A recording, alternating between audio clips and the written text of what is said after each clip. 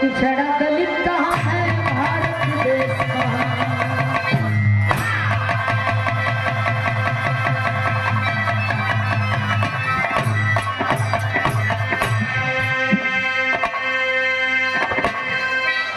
बाबा रचे है संविधान गोरिया लंदन करी बयान, पिछड़ा दलित कहाँ है भारत देश कहाँ। बाबा साहब जानत हुआ कि हमारा देश आजाद बा, फिर भी पिछड़ा दलित हुआ जेके खैला का परेशानी बा, सुतला उठला बैठला का परेशानी बा, जेके पानी नहीं खे मिलत, कपड़ा नहीं खे मिलत, भोजन नहीं खे मिलत। लेकिन यही देश में रहे वाला कुछ लोग जेके देश भक्त बतावल गई, जेके बापू कहल गई, जेके गांधी जी कहल गई, उनकी नजर में सोने का चिड़िया महान देश भारत देश, आजाद देश, जहाँ गरीब नहीं खा नजर आओ। बाबा साहब लंदन चले हुए 15 अगस्त 1947 के देश आजाद भई, लेकिन बाबा साहब आरक्षण मांग कइल। ए भैया 22% दलित और 27% ओबीसी वालों के लिए जब आरक्षण की मांग किए तो लंदन का अंग्रेज जिसका नाम बताया गया माइकल लॉर्ड, वह माइकल लॉर्ड बाबा साहब की ओर ताकत बा कि भारत देश आजाद देश, सोने के चिड़िया लेके कहल गए वहाँ गरीबों रहे लगा। बाबा साहब का गरीब देश ना हो कि देख लेगा तैयारी का बुखार कपारे कपारे का बुखार एड़ी में आ जाए। लेकिन बापू जे के गांधी कहल जला, जे के देशभक्त बतावल जला, वो माने के तैयार ना हो कि देश में गरीब हो, कहला कि सारा झूठ बोलत हो। ऐसा कोनो बात ना, हमार महान देश सोने के चिड़िया जे के कहल जला। ए साहब आप सोची कि वहाँ गरीब हो, गरीब हो चाहे कौना हो। बाबा साहब का मांग बा आरक्षण का कि गरीब हो, लेकिन बाबू जी के गांधी कहल गई, देशभक्त बतावल गई, उनका कहना बा कि देश में गरीब ना हो। गीत लगल बा कैसे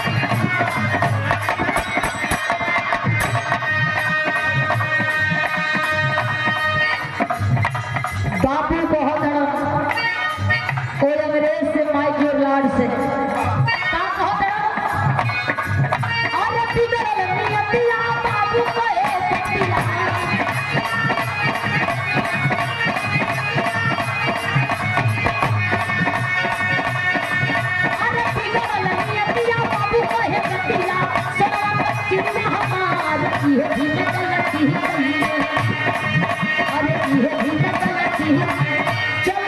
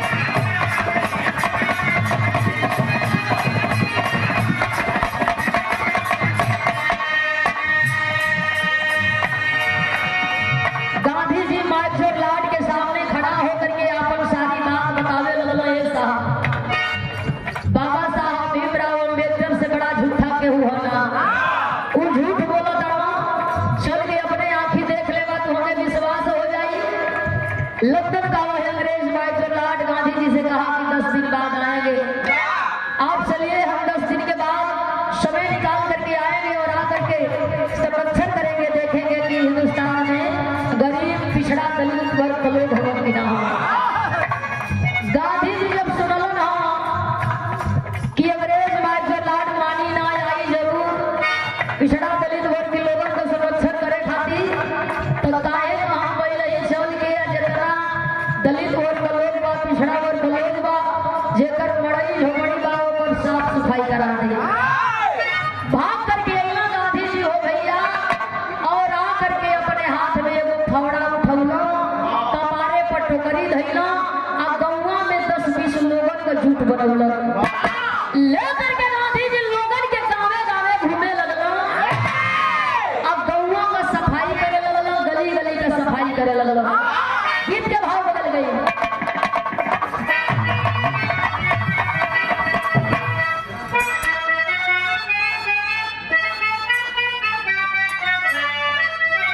और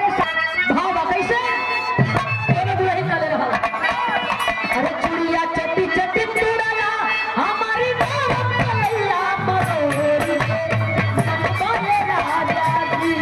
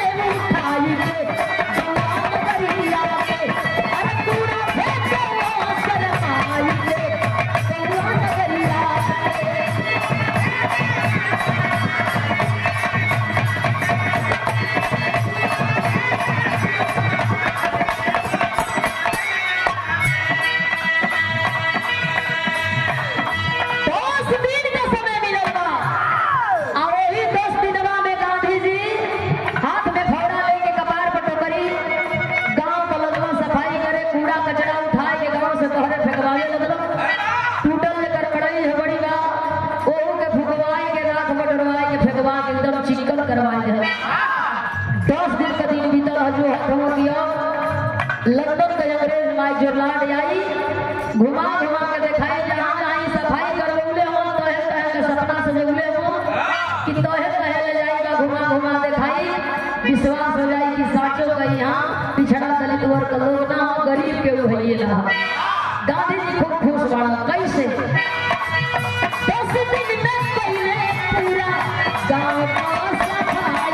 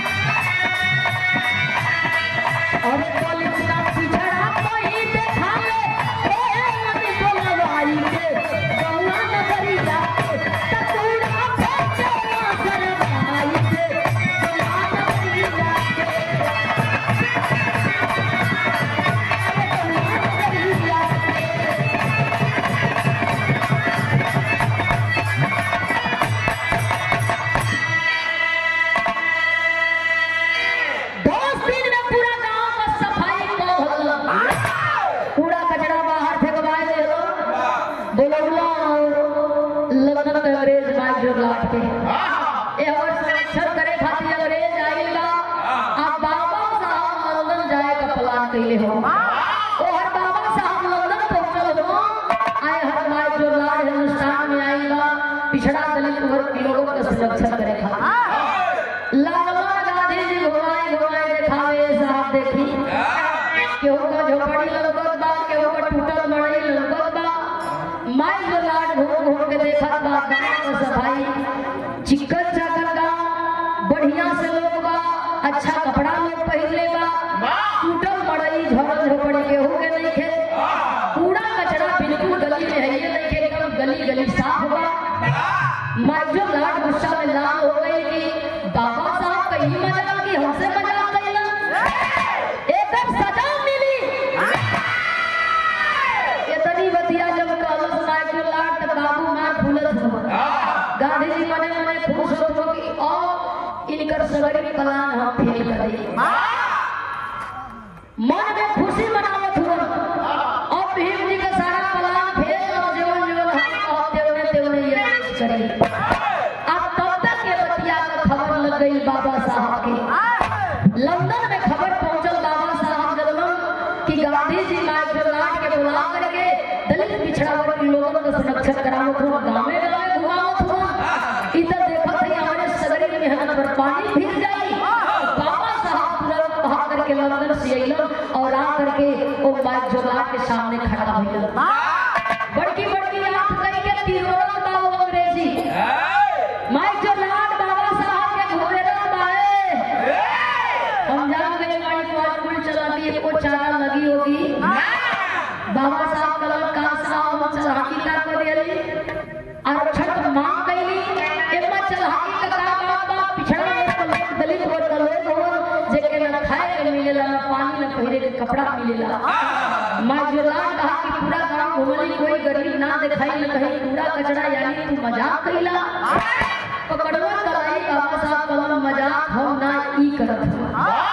आपके गरीबी देखे के बाद पिछड़ा वर्ग लोग देखे के बाद चली हम दिखावत ही बहिया पकड़ के लेके बाबा साहब माई जोरलाट के चलल हो गीत के भाव बदल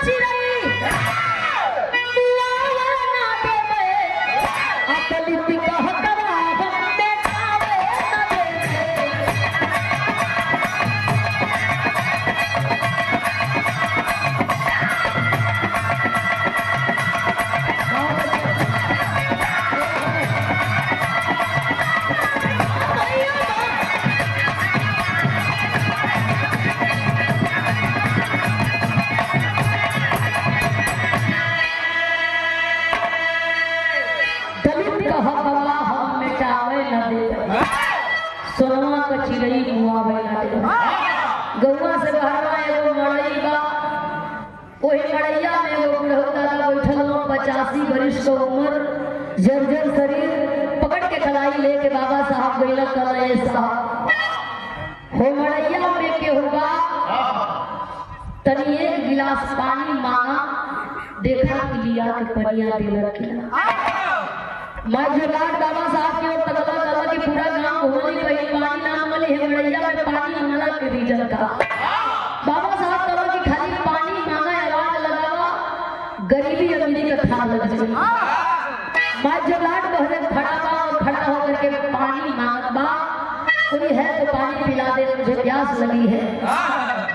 बुढ़ऊ दादा डरने मड़ैया में से निकलत नहीं हो जल्दी शरीर 85 बरिस का बुढ़ऊ दादा बांस के चचरा पर बैठल हो घैली में पानी हो भलका का पानी पिएगा 2 बार आवाज देलन 4 बार आवाज देलन जब बुढ़ऊ ना आइलन तब मां जुलाट मड़ैया भेगे जाई के देखत बा कुछ नहीं के बुढ़ऊ दादा बैठल हो बांस के चचरा पर एगो घैली बा पानी बा कहा कि पानी मांग रहा हूं सुनाई नहीं दे रहा है गनगन गनगन शरीर कांपे लगल कलए साहब आप कहां हम कहां बर्तन देखे जब हम पानी आपके पियाई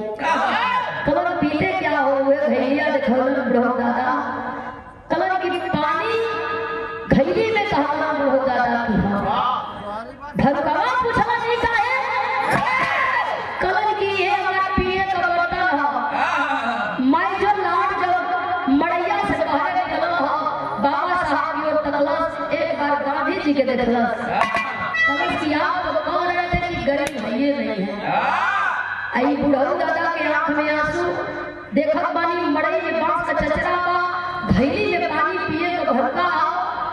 फिर ई कैसन बात गांधी जी पटाई हो बाबा साहब कलर खाली एक पेले बुढ़ऊ उम्मा का नहीं जबने गौवा में आप भूल के आई बानी ओ गौवा का सगरी सफाई करावे वाला ये 10 दिन का आप समय का दिले कि 10 दिन में सबके धमकाई देवा के जेकर टूटल झगड़ा झगड़ी का सब फुवाई के फेरवाई के गांव गई चिकन करवाई हो आप गली गली घूम के रही आप बुझा ले कि गरीब कोई है ये ना वो लंदन का अंग्रेज बाज जुलाट गुस्सा में लाल हो गया बापू के धिकारत बा कि तुमसे ही उम्मीद ना जे के देश भक्त बताओ ले देश गद्दार बा ओकरे मौन में बना पाप बा यानी बाबा साहब सही हो आ तू गलत बुढ़ऊ अइलन मड़ैया में से हाथ जोड़लन आ एगो बात कहलन का कहलन अरे पियानी कैसे पानी बाबूजी जब है गांव का लोग तक देती है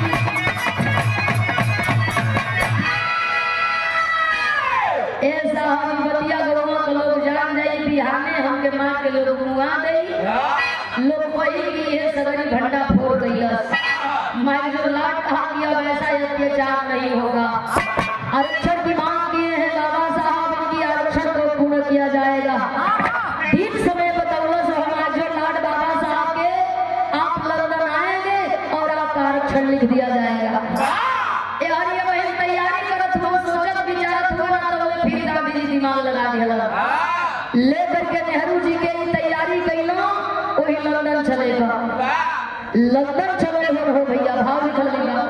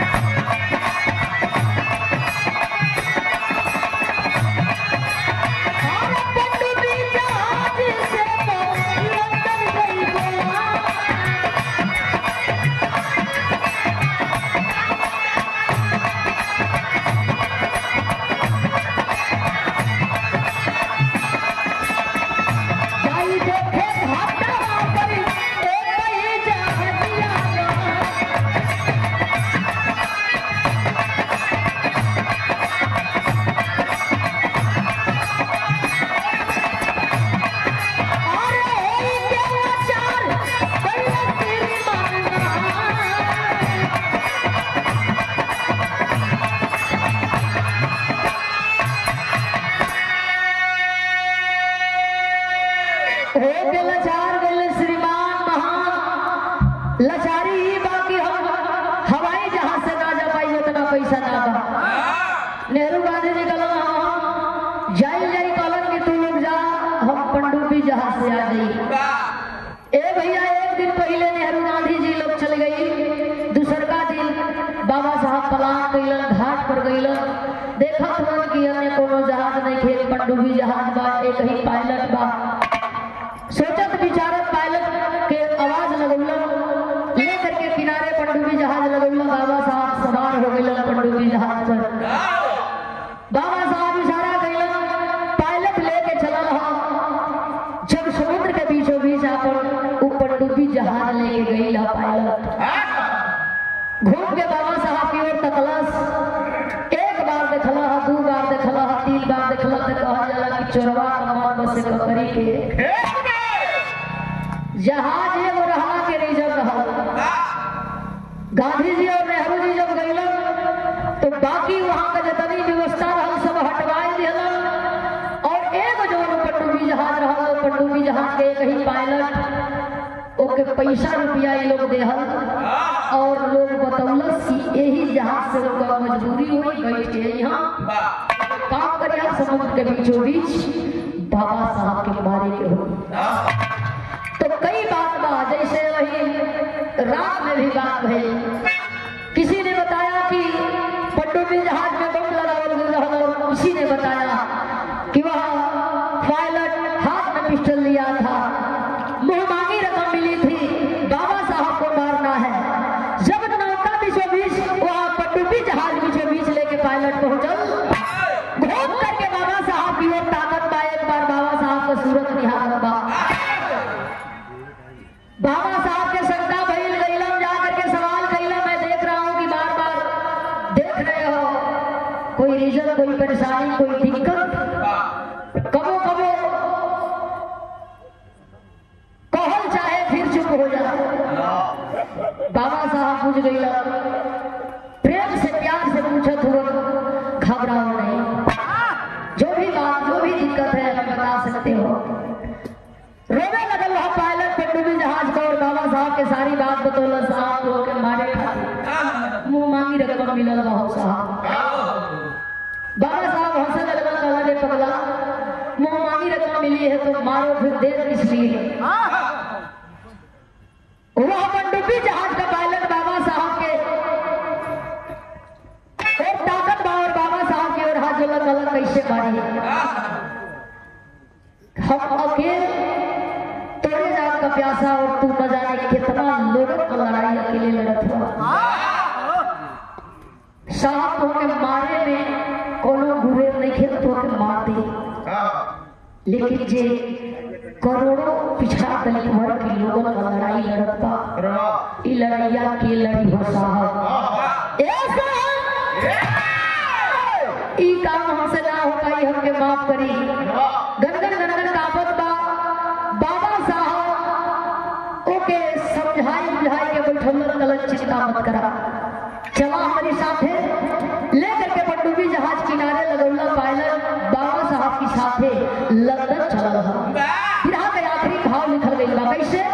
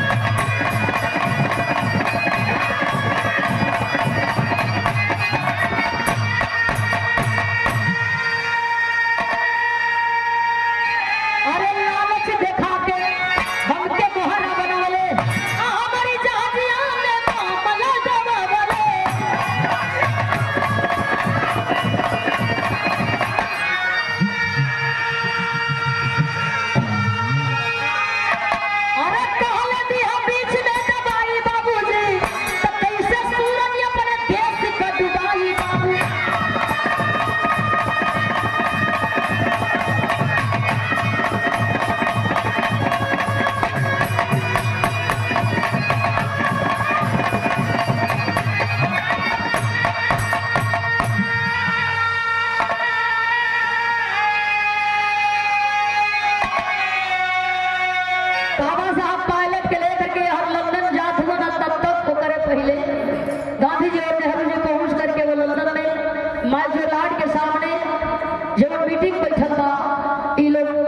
शांति दिया हुआ रोवल बा लोग अफसोस जतावत ए साहब दुर्घटना में साहब मारल गइलन।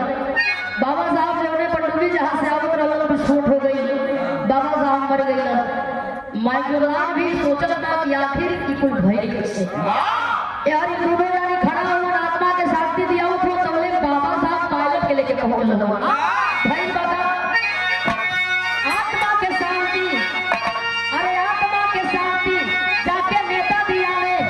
आप देखे पायलट साथे बाबा साहब हुए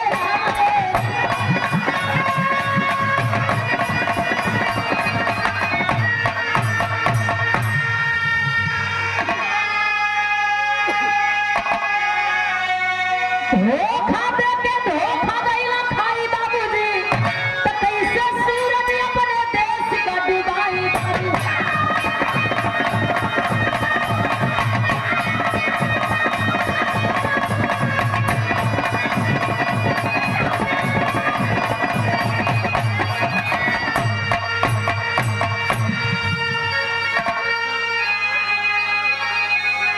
कैसे सूरज अपने देश का डुबाई बाबूजी लेकर के बाबा साहब पायलट के पहुंचल सारी बात बतौल पायलट इ लोग हमके मुंह मांगर कलम दिले रहल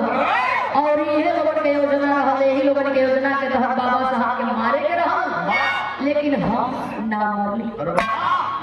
वो लंदन का अंग्रेज माइक्रोलाट पायलट को शाबाशी दिया और गांधी जी नेहरू जी को धिक्कारते हुए वहां से भगा दिया। बाबा साहब का जो मांग था आरक्षण का वह पूरा किया गया। कहा जाता है कर्मे प्रधान होला जेकर कर्म प्रधान उहे महान और जेकर कर्म महान उहे प्रधान। कीर्ति सबका ना गवाले जे गावे लाख होला ओकर गवाले। जिए खाए के तो सबे जिए खाता इस लोग मोज बोल के सही बात। बाय बाय टाटा बा अब उतरवा का वाह ए बाबू। इस प्रकार बाबा साहब का जान बचल और गांधी जी बापू जे आज भी कूड़ा कचरा के डब्बा पर नजर आवे स्वच्छ भारत अभियान जेकर नाम से चलावल गई वह कूड़ा कचरा फेंकले रहल और सफाई कैले रहल अभियान चलावल गई। आज भी अभियान जारी बा और आगे भी अभियान चल रहे के ऊपर है करत ना गंदगी से। एगो तो हमरे हरिंदर भैया मुझे खाना वही ठोकेला खाना ना पुकार के बात करती पान की बात करती ये होना चाहिए कि हम फर्ज से हैं गियर से हैं लेकिन हाँ सफाई बा और जरूरी है सफाई। सबके एक बार फिर से जय भीम मुग्धान और बिरहा के आखिरी